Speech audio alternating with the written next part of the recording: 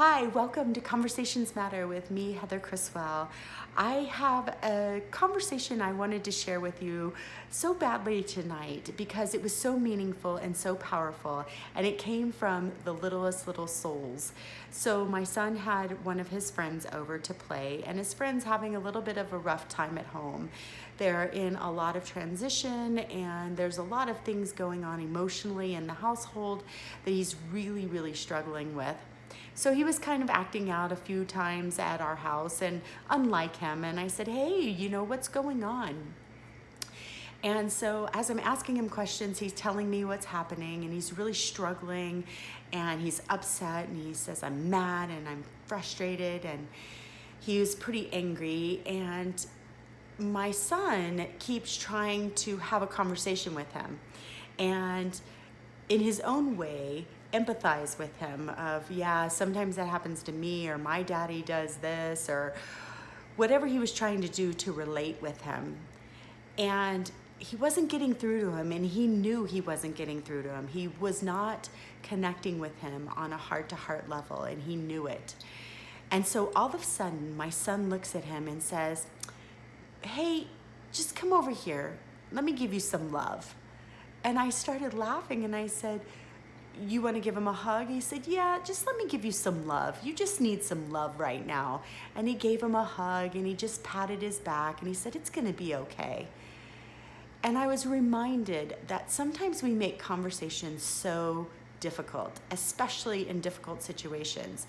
So when a friend's having trouble, we want to fix it for them. We want to give them answers and solutions, and, oh, I've been there and I've done that, when all they need sometimes is just a little bit of love. And he was a great reminder for me today. This kid, he has reminded me so much about life, more than anybody else on this planet. But he was a great reminder for me today that sometimes conversations are in the simplicity of it. It's just as simple as sometimes we just need to be heard and loved, and sometimes we just need a hug and someone to say, it's okay, I'm here for you. And so when he realized that his conversations weren't working, his words weren't working, he went straight to his heart and he said, come here, let me give you some love, and gave him a hug. And then they laughed, they joked, and they went off and played. And it was almost like all was well, because he was heard, he got some love, and now he can move on.